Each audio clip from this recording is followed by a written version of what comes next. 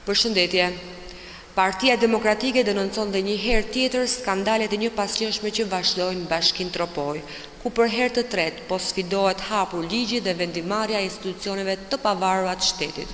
Në datën 15 tetor, Komisioni i Prokurimit Publik ka marrë vendimin e tij për herë të tretë lidhur me tenderin me objekt ndërtimi i rrugës Autokika Dragobic-Qafpaj, duke përcaktuar qartë të mos lejojë autoritetin kontraktor Bashkia Tropoj për vijimin e hapave të mëtejshme të procedurës dhe të urdhërojë për të tretën herë rivlerësimin e saj sipas vendimarrjes së këtij komisioni në datën 3 shtator.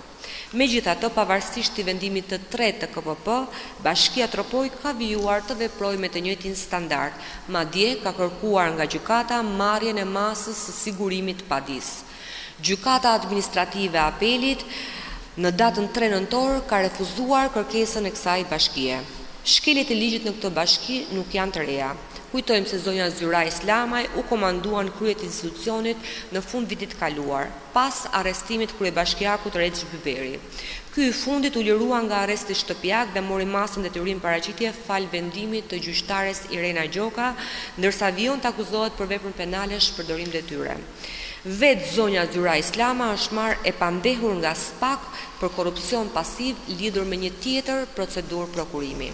Edhe pse në nënhetim nga SPAK apo me procese që vijojnë në GKKO, arroganca dhe mos respektimi i ligjit vazhdojnë pa asnjë hezitim nga zyrtarët e kësaj bashkie. Kjo ngre pyetjen: kush i jep garanci këtyre personave që vazhdojnë me të njëjtat praktika, madje edhe më rënd? Dita kur kjo sjellje kolektive në kundërshtim me ligjin do të marrë fund nuk është larg. Shkelësit do të mbajnë përgjegjësi.